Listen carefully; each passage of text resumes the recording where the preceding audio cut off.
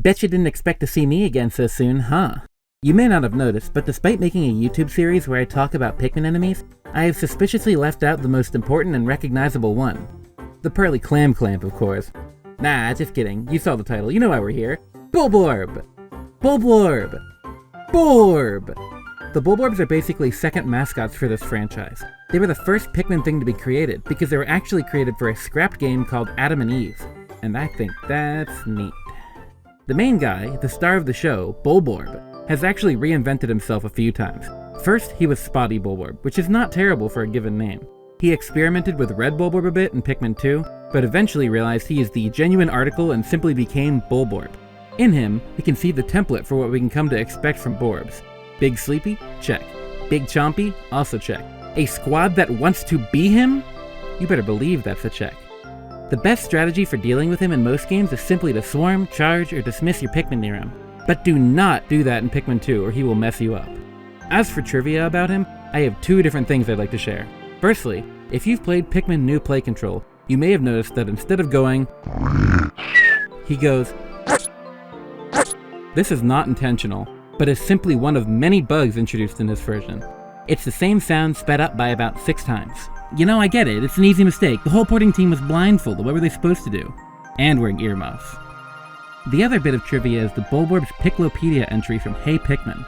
The SS Dolphin 2 said it sleeps during the day, but the one I met was awake. I pointed this out, and the ship said, I meant during the day on Hokotate. I just thought that was funny. Anyways, let me address the elephant in the room. Yes, I've heard the recent rumors and allegations against Dwarf Bulborb. Turns out, he's only faking being a Bulborb for clout! Breadbug. Bulborbs are members of the Grubdog family, and Dwarf Bulborbs are actually a part of the Breadbug family. Dwarf Bulborbs are the first enemy you'll fight in most Pikmin games, and because of this, they are the easiest ones to defeat. Swarming them works as long as you have like 10 Pikmin, but you can also dome them for an insta-kill. They're often found in clusters around the species they're mimicking, and if you take long enough to beat them, they'll yelp to wake up the big guy. There's one of them for most big Borbs, so I'll cover the rest at the same time. Bulbears are next, and they are Ferocious. They're the late-game counterparts of Bulborbs, and they have way more health. I usually take them all out at once when I get to the distant spring by swarming and dismissing 100 reds at them. The Dwarf Bulbears have more health too, and take 2 hits to the head to beat. This is nothing compared to Bulbears in Pikmin 2. They don't sleep, ever. Instead, they roam the map looking for stray Pikmin to eat. Let me tell ya, the first time I ever got Bulbaired, I was minding my own business walking around the Glutton's kitchen when I heard the most gut-wrenching sound. That's the first time I realized even idle Pikmin weren't safe. What makes this whole thing worse is the Bulbear has a special trait, shared only with the Gatling Groink. They're immortal. If you kill them dead the normal way, they'll immediately start recharging their life bar, and before you know it, they'll be eating your Pikmin again in no time. To combat this, you either have to collect the thing or bitter it to death. They don't do this in Pikmin 3 or 4, but they do still roam, albeit in a smaller area. Also, I should mention that Dwarf Bulbears are actually juvenile Bulbears, which is a tad confusing. But don't worry, it's gonna keep being confusing. For example, the next Grubdog is a water dumple. Yep, it says it right here. To be fair, gameplay-wise, they are pretty similar. Water dumples live in the water and love munching on Pikmin, but they're a bit tankier and they eat Pikmin really fast. Not a fan. The absolute beast, the king of all Borbs, Emperor Bulblax, is the final Bulborb to appear in Pikmin 1, but calling him the Emperor is kind of untrue? I'll explain it in a moment. The Emperor buries himself in the ground, waiting for his prey to approach. When it does, he bursts out and starts sauntering around, devouring anything in his path with his gargantuan tongue. Best way to take him down is to feed him bomb rocks and then move in when he's stunned, but he has a ton of health, which means it's gonna be a bit. He'll slam his body down to crush Pikmin beneath him, but in the second half of the fight, he'll start taking huge leaps off screen and coming back down. This is really scary. The ones in Pikmin 2 are notably much weaker. You can easily beat them before they even attack, and they are also much smaller except for one, which is the first one you fight. Now you might be wondering, it's weird that bulblaxes are one of the only enemies in this game to fluctuate in size like that. And then you probably very quickly stopped wondering about that. Well, don't worry, Pikmin 4 is the answer you're not looking for. Those big ones aren't actually Emperor Bulblaxes. They're Sovereign Bulblaxes, cause they're older.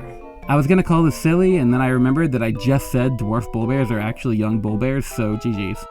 The Sovereign ones can do the high jump, and the Emperors cannot. The Snow Bulborb is actually a Dwarf Bulborb, but because the species it mimics is known as the Hairy Bulborb, it gets to have that name.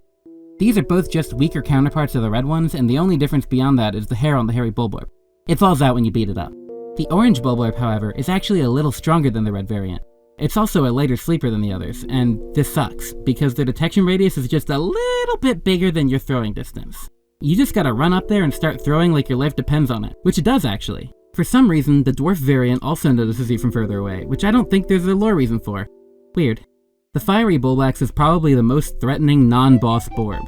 It's literally on fire all the time, and I think that's kinda raw. His skin is melting off! Most of the time, you find him in places where you can't actually bring red Pikmin, so you have to lure him in the water to temporarily put out the flames. On top of all that, he's got the most health yet and an insatiable appetite. Be careful with this one. I actually almost forgot this next one, because it's not just a grub dog or a bread bug. It's actually criminal that I forgot though, because it's Bulbman. Bulbman are perfect and precious. They are a parasitic form of Pikmin that has inhabited a Bulborb host, and this has caused 3 changes in the Bulbman. It's smaller than your average Borb, it's constantly roaming the area like a bullbear, and it has a small fleet of little baby Bulbman following it around, just like a captain and their Pikmin. When you defeat it, the little ones will start running around in a tizzy, but if you whistle them, they become yours. The confused Bulborb has fallen in with the Pikmin. They're weaker than regular Pikmin, but are completely immune to all elemental attacks, making them absolute top-tier Pikmin. Before you get any grand plans about a Bulbman-only run, I gotta warn ya, there's a catch. They can't leave the cave. As a kid, this rule was devastating to me, because I absolutely adore these little fellas, and you only get to use them in 3 caves. The Empress bulblax is a monster of a creature, dwarfing the size of all other Bulborbs. Her main attack is to literally roll over and crush your Pikmin like a rolling pin. She's not so difficult to beat the first time, but when you see her again, you'll learn that she's the mother of all Bulborbs, or I guess just the red ones. These are called Bulborb larvae, and they're actually quite vicious. Most enemies in Pikmin have a grace period between chomping a Pikmin and swallowing it, and if you defeat the enemy in that window, the Pikmin will escape unharmed. Bulborb larvae don't follow this rule. If they grab a Pikmin, it's dead, and they're pretty quick too. This combined with their sheer quantity means that those lost Pikmin add up fast. Oh, also, they make a beeline for you wherever you are, which gives me a sense of impending doom. I literally never say this, but the best way to deal with them is to forego Pikmin entirely and punch them. Surprisingly enough, the Empress is not a good mother. She'll instantly flatten the newborns if they get in the way, which is actually a really good strategy for dealing with them. In her third and final encounter, she'll cause boulders to fall from the sky every time she hits a wall. But they'll only fall on the active player, so I'd recommend setting most of your Pikmin to the side for this one. Pikmin 3 introduces 1 new Bulborb! The Whip-tongue Bulborb is a unique creature. It's basically an anteater Bulborb, which is cute. It walks around a small area, and if you approach it, it sticks its long, sticky tongue out and grabs your Pikmin. That is all I have to say about this enemy. Hey Pikmin introduces a plethora of new Bulborbs, and none of them are Bulborbs. The fiery dwarf bulblax is once again actually a bread bug, but I don't have a lot to say here that I didn't say earlier. The fireflap Bulborb is, okay, so it's not a Bulborb, it's a bread bug, but also it barely resembles a Bulborb. It says it evolved from the fiery dwarf bulblax, but like, I guess it's a Bulborb in the same way that this is a bear and this is a cat. It flies around and drops fire on the passers-by, but you can knock it out with a direct hit from a Pikmin. The Eye Stalker Bulbeel is a grub dog, but it's also whack! Also yes, he does the same thing as any eel in any video game. He waits in a hole and lunges at you if you pass him. Way to typecast eels, Arzest, creators of Hey Pikmin. The Pikmin Fanon wiki says, the Eye Stalker Bulbeel is the only grub dog introduced in Hey Pikmin. Bold claims for a game that has 2 new grub dogs in it. The long water dumple is, and you would never guess this, a water dumple that is long. Why yes, I am hourly. It's the boss of Sector 2 where you'll have to fight it underwater. It'll spit rocks at you, knock rocks down from the ceiling, and charge at you to eat your Pikmin. Just throw Pikmin at its sides and you'll take care of it in no time. Pikmin 4 introduces an excruciating amount of Bulborbs, and not a one of them is a bread bug this time for some reason. That might sound fine, but I feel like it has a strange effect on the lore. Up to this point, the only actual young grub dogs we've seen are the Dwarf Bulbear and the Bulborb larvae.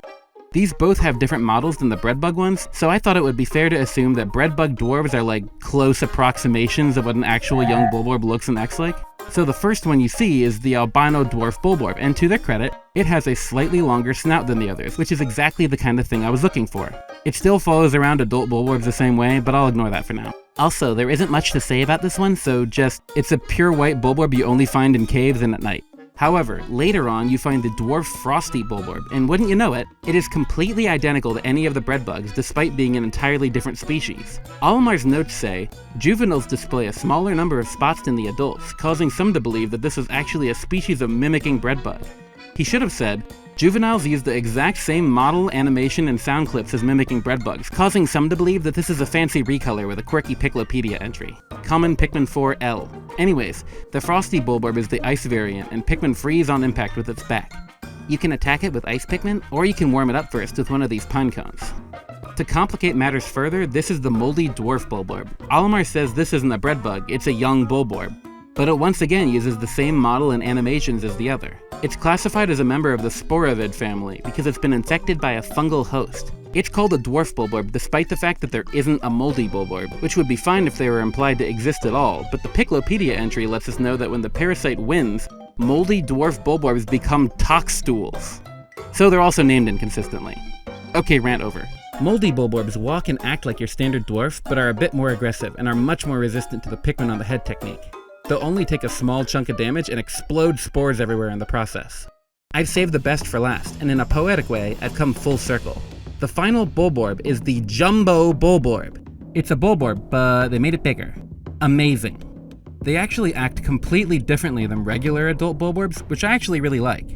They patrol a small area instead of sleeping, but a few of them do this really cute thing where they hide in a bush and stick their eyes out. Bro thinks he's hiding. They have this huge triple chomp attack they do, but it's pretty easy to avoid. Best Bulborb, 10 out of 10. Man, I sure am glad to be done talking about all those Bulborbs. Psych! The Bulborb is an enemy that appears in Pikmin Adventure Nintendo Land, and I love him.